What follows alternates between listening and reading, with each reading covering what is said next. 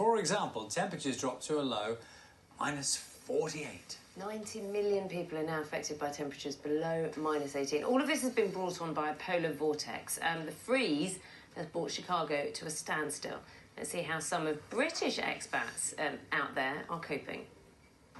Hi, my name's Laura and I've been living in Chicago for 4 years. I moved here from Chester, England. Right now it's -36 with a wind chill outside, and it's over the past few days it's got down to -56. It is so cold. It's the kind of cold that takes your breath away.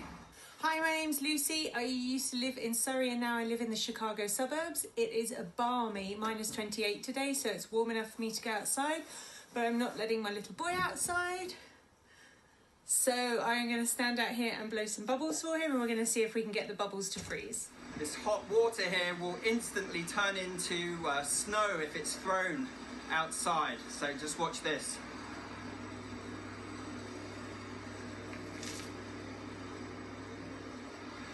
Yeah, it's time to get inside because my hands are freezing and I can't find my gloves. Cheers.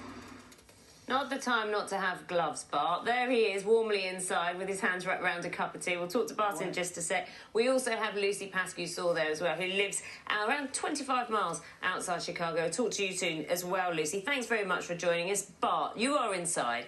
Makes perfect sense.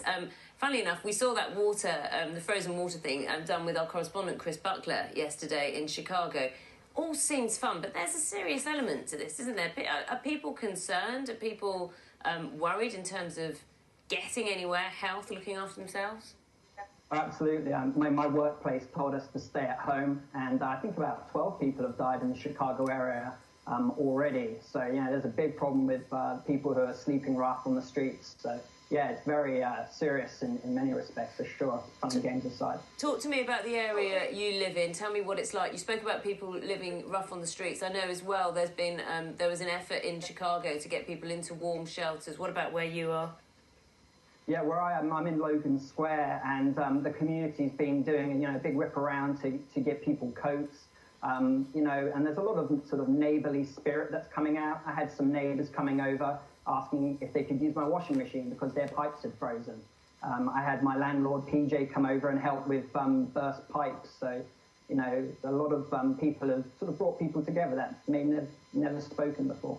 Yeah, it's really lovely to hear how communities do come together. Unfortunately, there are some characters who don't behave too well in this kind of weather.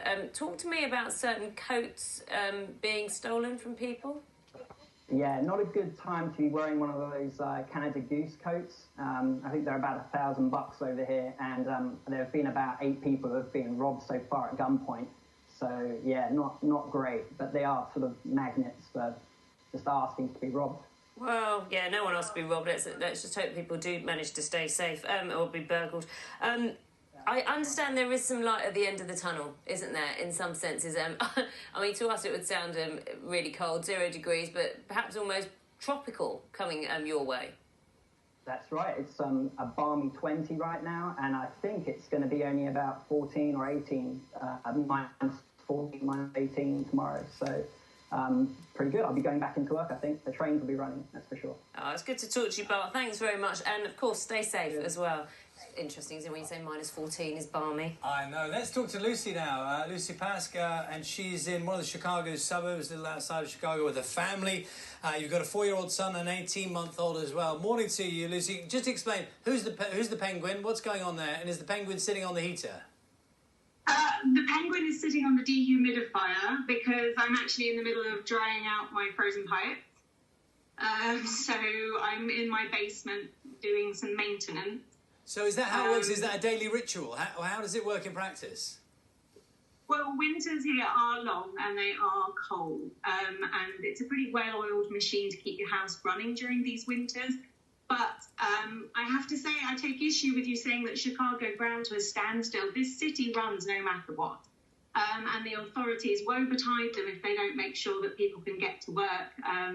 Most of the people I know, with the exception of school children and certain businesses like Bart's, who gave everybody the day off, have still been working. So here we are in another long winter. It takes a lot for this city to shut down, this part of the world to shut down and take a collective snow day. And I think today is one of those legendary days where it almost happened, but not quite. Yeah, Lucy, it's a point well made, and you're probably aware we've got some snow problems here, and often you'll know this, we grind to a halt when there's, relatively little snow. So tell me a little more about the practicalities. Can the kids get to school? I mean, can you get out? How's that working? No, I have been stuck in a house with 2 feral children for the past 72 hours. So I am very, very glad that it's going to be nice and warm and only about -20 tomorrow, because it means that we can get out and we can go to the indoor park, we can get out and I can take them to their clubs and their schools, and we'll get some sanity back, because really being stuck inside is absolutely no fun at all. Well, I'm glad we were able to give you a moment of respite, and good luck with your hairdryer and all the plans you've got. So thank you very much. Yeah.